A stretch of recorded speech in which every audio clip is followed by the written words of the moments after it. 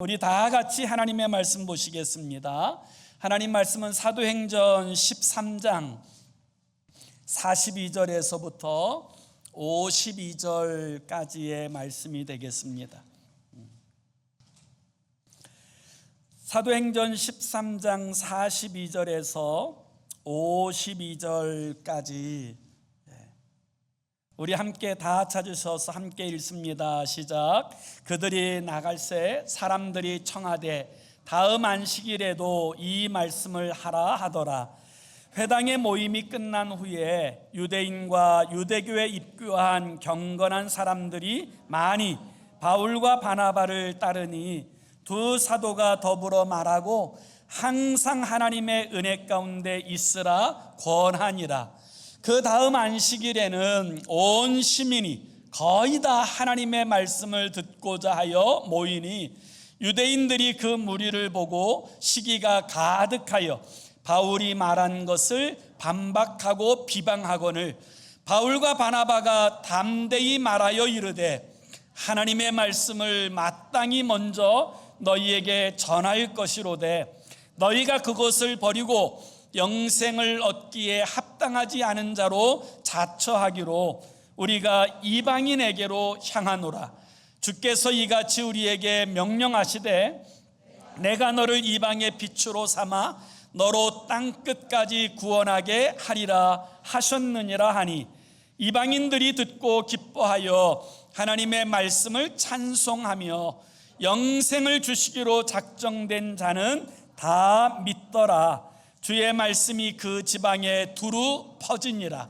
이에 유대인들이 경건한 귀부인들과 그 신의 유력자들을 선동하여 바울과 바나바를 박해하게 하여 그 지역에서 쫓아내니 두 사람이 그들을 향하여 발에 티끌을 떨어버리고 이고니온으로 가거늘 제자들은 기쁨과 성령이 충만하니라.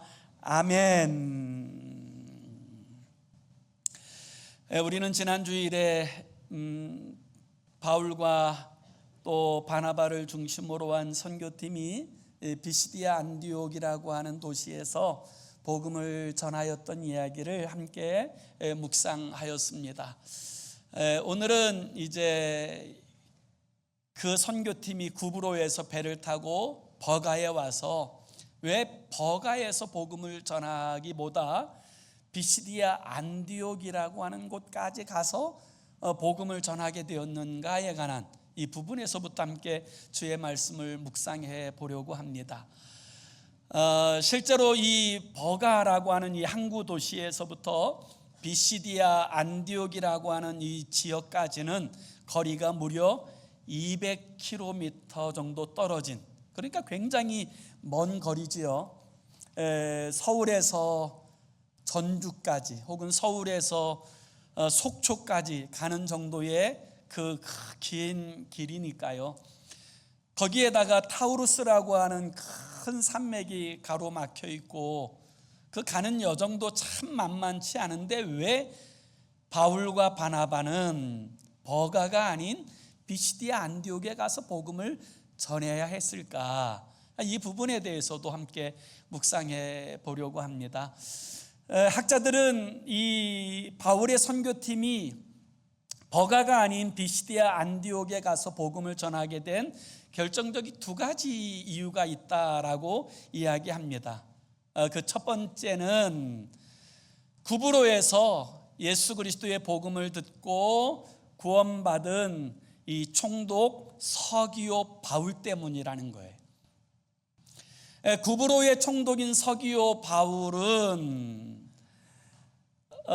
이 바울이 전한 이 복음을 듣고 예수 그리스도를 영접한 다음에 이 바울의 선교팀에게 부탁을 했다는 거예요. 무슨 부탁을 했느냐? 바로 이 서기오 바울이 비시디아 안디옥 출신의 사람입니다.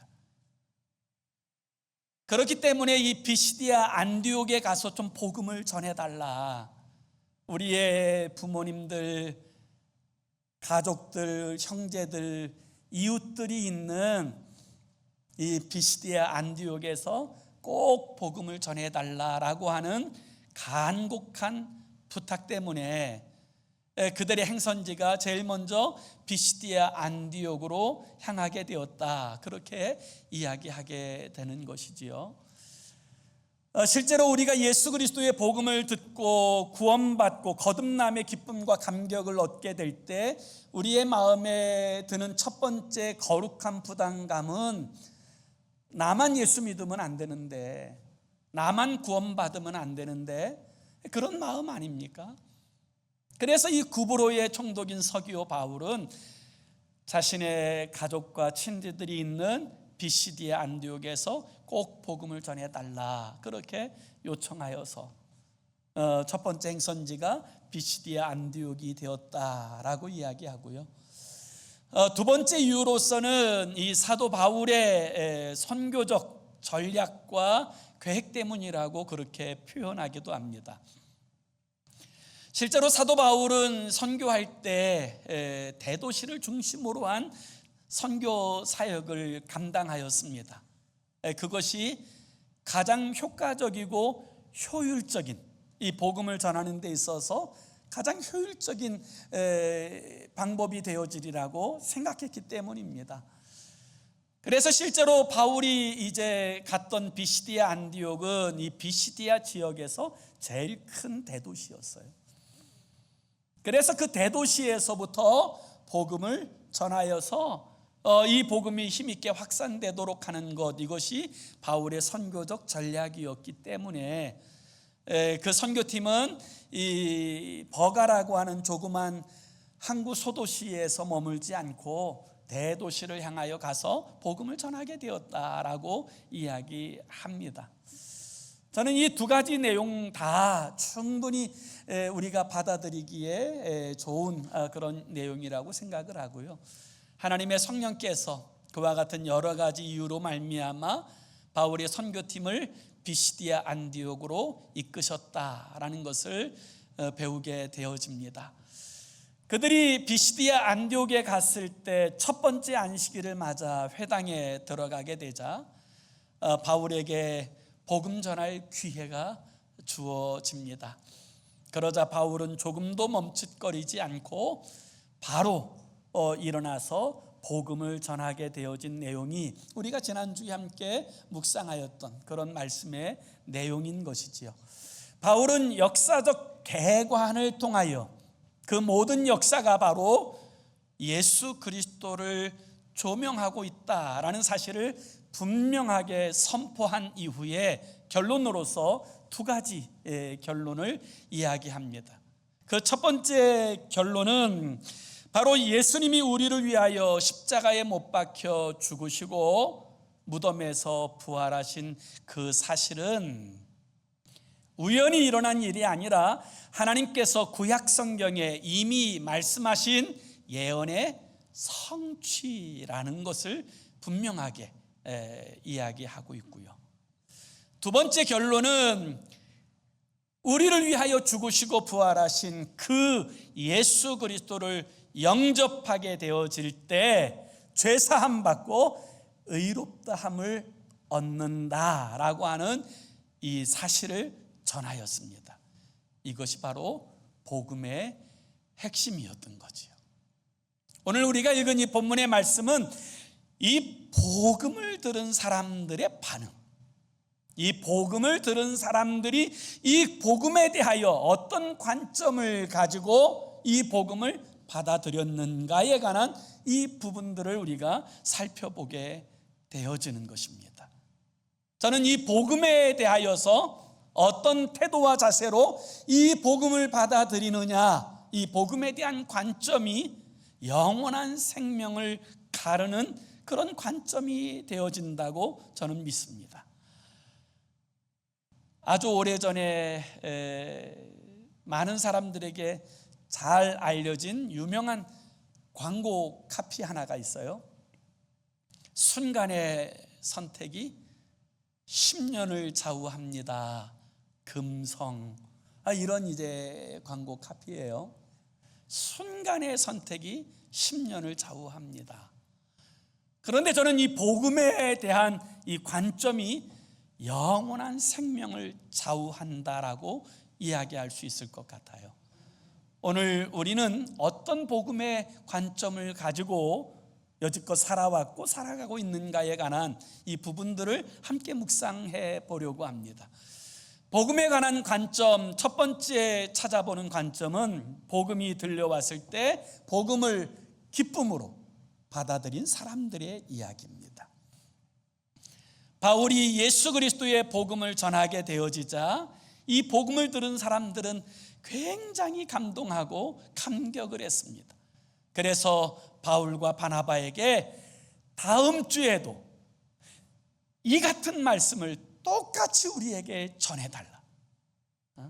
다른 말씀 말고 꼭 이 말씀을 다시 한번 우리에게 전해달라 간청합니다.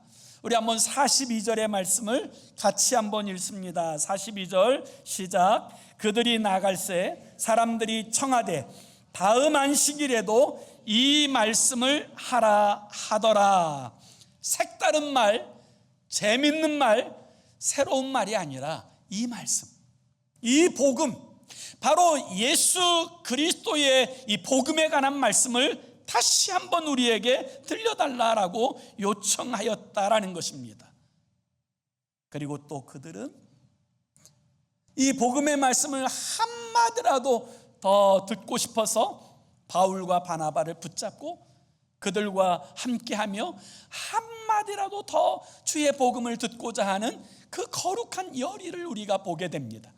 그래서 43절에도 보면 회당의 모임이 끝난 후에 유대인과 유대교에 입교한 경건한 사람들이 많이 바울과 바나바를 따르니 두 사도가 더불어 말하고 항상 하나님의 은혜 가운데 있으라 권하니라 이와 같이 말씀하세요.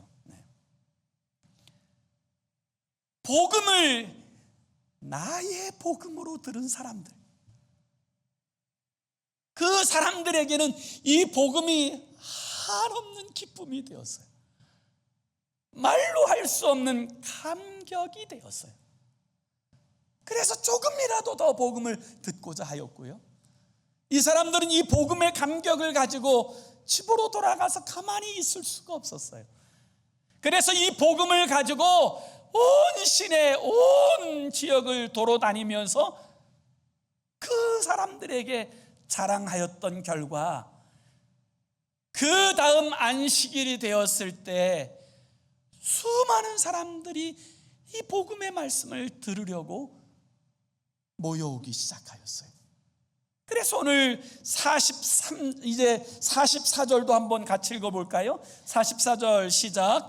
그 다음 안식일에는 온 시민이 거의 다 하나님의 말씀을 듣고자 하여 모이니. 그러니까 복음을 듣고 얼마나 좋았으면 그냥 사방팔방을 돌아다니면서 이 세상에 우리에게 복음이 들려왔다, 예수 그리스도가 복음이다, 그러면서 사람들에게 얼마나 자랑하고 얼마나 이야기를 했던지 다음 안식일에는 비시디아 안디옥 시내에 사는 거의 대부분, 거기에 10,000명이 살면 8,000-9,000 명은 다 모여서 이 하나님의 말씀을 듣고자 모였더라, 이렇게 이야기하고 있어요.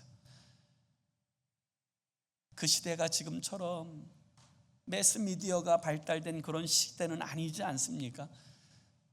일일이 찾아다니며 일일이 말을 해야 그 의사소통과 전달이 되어지는 그 시기에 이 복음을 들은 사람들이 얼마나 이 복음에 대한 감격과 흥분이 있었기에 온 지역과 동네를 돌아다니면서 그와 같이 말하여 그 시내에 그 지역에 사는 거의 대부분의 사람들이 하나님의 말씀을 듣고자 하여 모였다라고 말씀하고 있어요.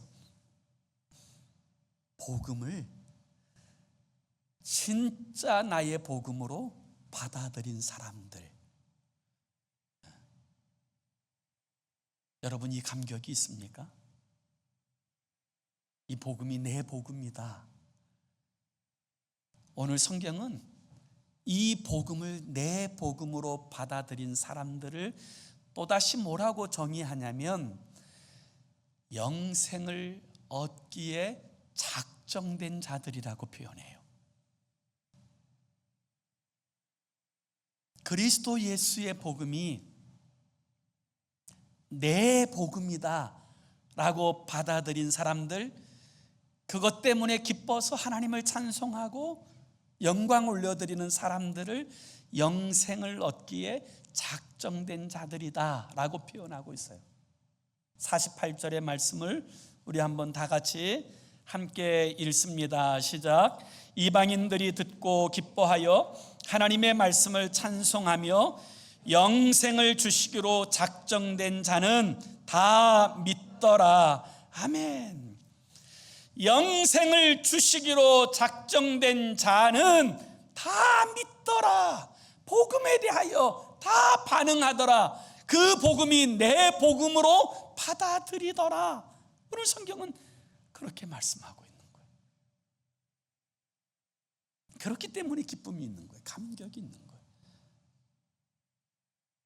그런데 오늘날 많은 사람들이 때로 교회를 출입하면서도 복음이 내 복음으로 누려지지 못하는 사람들이 있어요. 그래서 복음에 대한 이야기를 들을 때 머리로서 그런가 보다 그렇게 동의는 하지만 내 삶의 자리에서 복음이 주는 이 기쁨과 감격과 평안을 누리지 못하고 살아가는 사람들이 있어요. 성경은 그런 사람들이 가장 안타까운 사람들이라고 분명하게 말씀하고 있어요. 복음에 대한 관점, 이 복음이 내 복음이다라고 받아들이고 믿고 찬송하는 자들은 영생을 얻기에 작정된 자들이다. 오늘 성경은 분명하게 그렇게 우리에게 말씀하고 있어요. 그러나 복음을 들어도 내 복음으로 감격에 사로잡히지 못하고 있다면 그건 복음에 대한 바른 관점이 되어져 있지 못하기 때문이고, 그 거듭나지 못한 사람들에게 있어서는 그 복음의 영광이 깊이 다가오지 못하는 거예요. 누려지지 못하는 거예요. 감격이 되지 못하는 거예요. 그럴 때 그 삶은 신앙생활을 해도 육적으로만 신앙생활하고 말아버리는 그런 삶이 되어지는 거예요. 참 안타까운 일이죠. 얼마 전에 제가 인터넷에서 재밌는 글 하나를 읽었는데요. 시골에 사는 어떤 할아버지가 서울에 사는 딸 집에 방문하였답니다. 그래서 저 먼 시골에서 시내버스를 타고 와서 고속버스를 타고 서울 고속버스 터미널에 내려서 딸이 당부한 대로 이제 택시에 올라타서는 그 딸의 주소를 전해주고 이제 앉았습니다. 얼마 후에 택시가 그 딸이 사는 아파트 앞에 차를 세웠더니 요금이 14,800원이 나왔대요. 그 14,800원이 나왔는데 할아버지가 겨우 10,000원짜리 달랑 하나를 내밀면서 기사에게 주더래요. 그래서 이 택시 드라이버 기사가 이렇게 말했습니다. 할아버지, 요금이 14,800원이에요. 그랬더니 할아버지가 그 얘기를 듣고는 씩 웃더니 그렇게 이야기하더랍니다. 야 이놈아, 내가 처음부터 4,800원 켜있는 거 보고 출발했어. 내가 시골에서 왔다고 지금 나를 등쳐먹으려고 하느냐? 그리고 막 대판 싸우자고 들더라는 거예요. 기본 요금이 있는 걸 모르고 우리가 예수를 믿고 교회를 다닌다고 하면서도 구원의 복음이 내 복음이 되지 못하고 거듭나지 못하면 영의 실체는 전혀 알지 못하고 육적 삶만 사는 거예요. 오늘 영생을 주시기로 작정된 모든 자들은 다 믿더라. 여러분, 이 복음에 대한 바른 관점을 회복하시고 이 복음의 영광을 누리고 사는 저와 여러분이 되어질 수 있기를 원합니다. 복음에 대한 두 번째 다른 관점은 이 복음을 거부하는 사람들도 있었다는 거예요. 거부하는 사람들도 있었다는 거예요. 복음이 증거될 때 다 호의적으로 복음을 받은 사람들만 있는 것이 아니라 이 복음에 대하여 거부하고 오히려 이 복음에 대하여 비방하고 또 오히려 핍박하고 그리고 이 복음을 무너뜨리려고 하는 사람들이 있었다는 거예요. 그런데 오늘 성경은 놀랍게도 그 사람들이 바로 하나님을 모른다고 하는 사람, 이방인들이 아니라 하나님을 소위 안다고 하는 유대인들이 그와 같이 행하더라는 거예요. 우리 한번 45절의 말씀을 한번 보십시다. 유대인들이 그 무리를 보고 시기가 가득하여 바울이 말한 것을 반박하고 비방하거늘.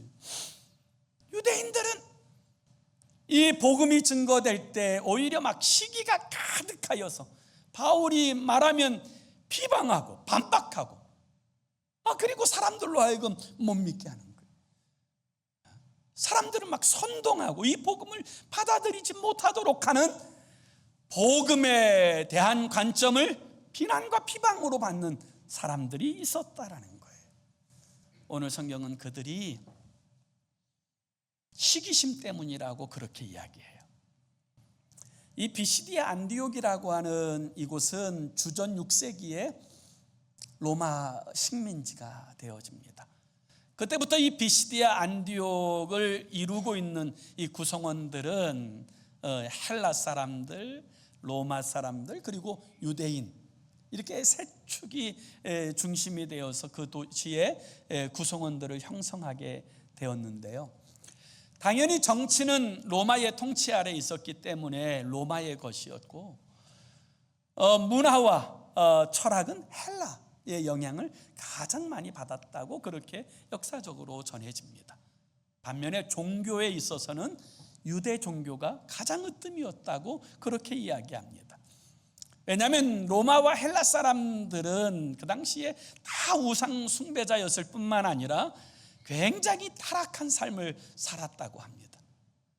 특별히 성적으로 굉장히 타락한 삶을 살았는데 그것이 그 여자들에게는 일이 굉장히 고통스러운 일이 되었는데 그래서 좀 깨어있고 좀 교육 좀 받고 좀 높은 지체의 그 귀부인들 가운데서는 그런 삶에 대한 환멸을 느껴서 유대교로 개종한 사람들이 많이 있었다고 그렇게 이야기합니다.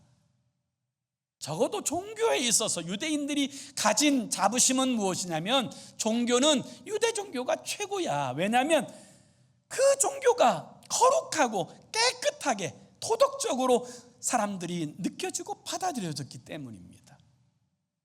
그런데 그곳에 복음이 증거되어지자 예수 그리스도의 복음을 들은 사람들이 유대 종교에서 떠나 그리스도 예수에게 속한 사람들이 되어지고 그리고 심지어 수많은 사람들이 자신이 한 번도 경험해 보지 못했던 도시의 거의 대부분의 사람들이 복음을 들으러 오는 이 상황이 되어지자 시기심에 사로잡혀서 그때부터는 이 복음에 대한 회방자가 되고 이 복음을 무너뜨리려고 하는 파괴자가 되어져 버리고 말았던 거예요.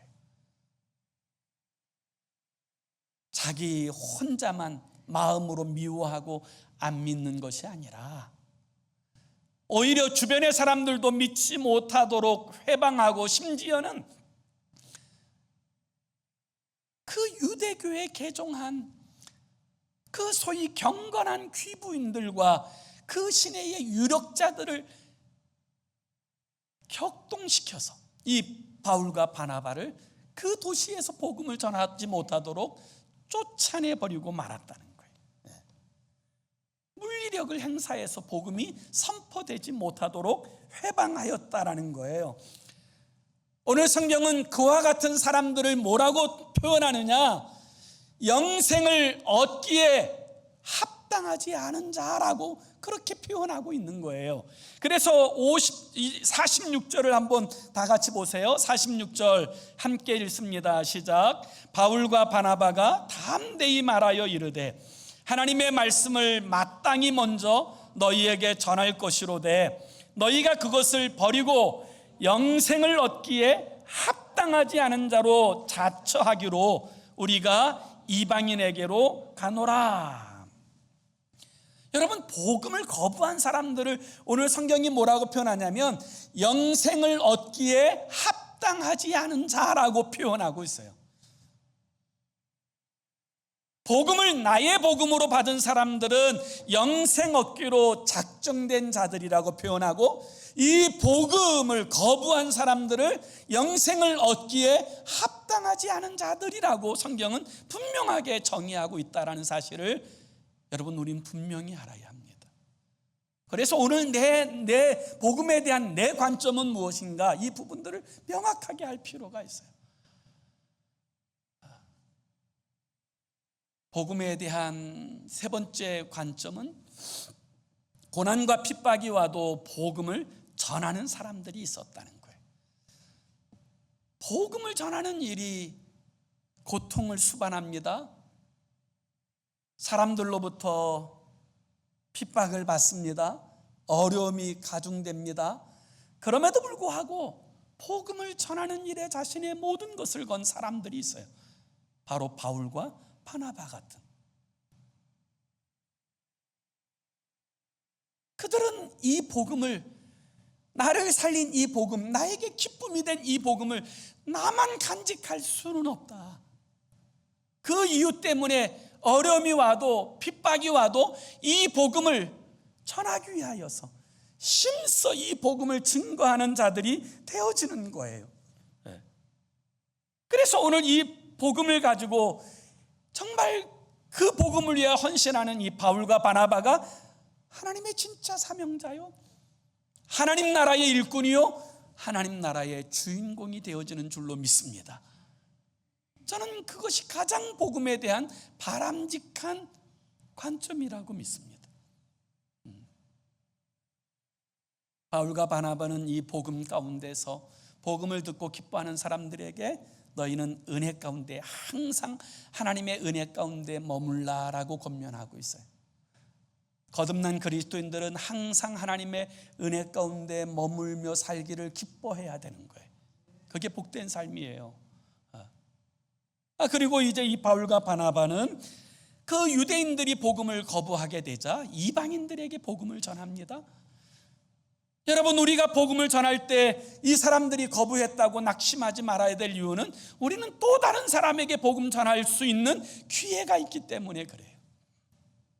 또다시 복음을 전하게 되자 놀라운 것은 이 이방인들이 복음을 듣고 너무 기뻐하고 감격하였다는 거예요. 우리 48절과 49절의 말씀도 다 같이 봅니다. 이방인들이 듣고 기뻐하여 하나님의 말씀을 찬송하며 영생을 주시기로 작정된 자는 다 믿더라. 주의 말씀이 그 지방에 두루 퍼지니라. 아멘. 그 결과로 많은 이방인들이 주께 돌아오고 주의 말씀은 두루 퍼지게 되었다. 그렇게 말씀하고 있어요. 사랑하는 성도 여러분, 복음을 가진 자는 복음을 전하는 자로 살아야 합니다. 이 복음이 진짜 복음이라고 한다면 어떻게 이 복음을 전하지 않을 수가 있습니까? 맛집만 찾아도 맛집을 전하는데 나를 살린 이 복음을 가진 자가 어떻게 복음을 전하지 않는 삶을 살아낼 수가 있습니까? 그래서 여러분, 정말 내가 이 복음으로 거듭났다면, 구원받았다면 우리는 복음 전하는 자로 살아야 되는 줄로 믿습니다. 그게 우리의 삶의 모습이어야 되는 거예요. 중세 수도원의 어느 한 수도원의 이야기가 지금도 내려오는데요, 이 수도원에는 이제 새로운 수도사들이 들어오면 수도원장이 그들을 가르치고 훈련한 후에 설교자들로 그렇게 세웠다고 합니다. 그런데 그 수도원에 어느 한 수도사가 들어왔는데 그를 이제 가르쳤던 수도 원장이 어느 날 갑작스럽게 그 초년 수도사에게 설교하라고 그렇게 명령을 하였답니다. 이 초년 수도사가 설교하라고 명령하여서 할 수 없이 설교단에는 섰는데 너무 당황스럽고 무슨 말을 해야 될지 아무 생각이 나지 않는 거예요.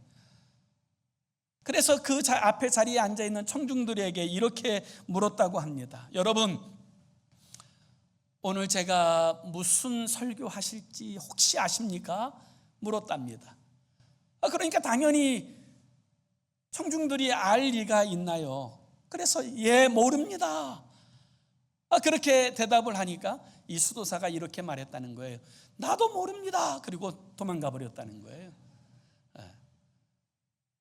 수도 원장이 그 모습을 보고는 막 화가 머리끝까지 나가지고 다음 날에도 설교하라고 다시 끄집어내었답니다. 다시 설교단에 섰는데 여전히 어떻게 설교해야 되는지도 모르겠고 당황한 그가 또다시 전날과 같이 똑같이 묻더래요. 여러분, 제가 오늘 무슨 설교할지 아십니까? 그렇게 물으니까 전날에 경험을 다 가지고 있었던 청중들이 이렇게 대답했다고 합니다. 예, 압니다. 그러자 이 수도사가 하는 말이 아는 걸 뭐하러 전하겠습니까? 그리고 또 내려갔다는 거예요. 수도 원장이 막 노발대발하면서 한 번만 더 바르게 안 하면 너를 쫓아내버릴 것이다. 마지막 경고를 주고 그 다음 날도 단에 세웠어요. 그 다음 날에도 이 수도사가 올라가서는 전날과 똑같이 질문했다 그래요. 여러분, 제가 오늘 무슨 설교할 줄 아십니까? 물었더니 이제는 청중들이 딱 절반으로 나눠서 한쪽은 압니다 그러고 한쪽은 모릅니다 그렇게 대답하더래요. 그 얘기를 듣고 있던 이 수도사가 이렇게 말했다는 거예요. 그러면 아는 사람이 모르는 사람에게 이야기해 주십시오. 끝. 그리고 내려갔다는 거예요. 그리고 엄청나게 혼나고 쫓겨날 줄 알았는데 오히려 그 이야기를 듣고 있던 수도 원장이 박수를 치면서 수도원이 생긴 일에 이렇게 명설교는 처음 들었다고 이야기하더랍니다. 그리고 이 수도원의 표어를 아는 사람이 모르는 사람에게 복음을 전하자, 이 표어로 그 수도원의 표어를 삼았다는 거예요. 복음을 아십니까? 내가 복음을 가지고 이 복음이 내 복음이 되었다면, 그래서 이 복음이 나를 살리고 이 복음으로 말미암아 우리가 영광스러운 하나님의 자녀가 되었다면 이제는 이 복음의 전달자로, 이 십자가의 전달자로 우리가 살아야 되는 줄로 믿습니다. 그것이 먼저 복음을 가진 자들의 삶이기 때문이에요. 저는 복음에 대한 관점이 우리의 영원한 생명을 가른다고 믿습니다. 저는 저와 여러분 모두가 이 복음에 대한 열린 마음으로 내 복음으로 받는 은혜가 있기를 원하고, 그리고 그 은혜 가운데 거듭나고 구원받았다면 이제는 이 복음의 전달자로 우리의 삶이 하나님의 영광을 위해 쓰임받는 저와 여러분의 삶이 되기를 예수의 이름으로 축원합니다. 기도합시다. 우리가 함께 같이 기도하기 원하는데요, 이렇게 기도했으면 좋겠어요. 주님, 우리로 참된 복음의 증거자가 되게 하여 주소서. 우리를 통하여 예수 그리스도의 복음이 이 땅 가득히 흐르게 하여 주소서. 복음을 복음으로 받아 구원받고 하나님의 자녀로 세워진 우리가 더 나아가 이 복음을 증거하는 전도자로, 사명자로, 축복의 통로로서 쓰임받게 해달라고 우리 함께 합심으로 기도하겠습니다. 좋으신 하나님 아버지, 우리 주님의 은혜와 사랑을 진심으로 감사합니다. 주 예수 그리스도의 복음을 들은 비시디아 안디옥의 사람들, 이 복음이 얼마나 좋은지 동일한 말씀을 또 들려달라, 이 말씀을 내게도 들려달라 요청하며 가득히 모였던 그들의 모습을 봅니다. 하나님 아버지, 오늘 이 복음이 내 복음이 되었다면, 그래서 이 복음이 나를 거듭나게 하고 이 복음으로 생명을 얻게 되었다면, 사랑하는 주님, 우리도 이 복음의 전달자로 살게 하여 주시고 하나님 나라의 이 복음이 이 땅 가득해지도록 하나님의 축복의 통로로서 우리의 삶이 쓰임받게 하여 주시옵소서. 주의 영광을 드러내게 하여 주시옵소서. 좋으신 하나님 아버지, 하나님의 가장 귀한 선물 예수 그리스도를 이 땅에 보내주셔서 우리의 죄와 허물을 대신하여 십자가에 죽게 하시고 그 보배로운 피값으로 우리의 죄와 허물을 대속하여 주시고 우리가 받아야 될 모든 진노와 저주를 속량하여 주셔서 하나님의 자녀 삼으신 은혜를 진심으로 감사합니다. 이 복음이 내 복음이 되었다면 하나님, 우리로 이제는 이 복음 들고 가 하나님께서 우리에게 붙여주신 오이코스들에게 이 복음을 힘있게 선포하며 하나님의 나라를 이 땅에 세워내는 축복의 통로로서 우리의 삶이 사용되게 하여 주시옵소서. 예수 그리스도의 이름으로 기도하옵나이다. 아멘.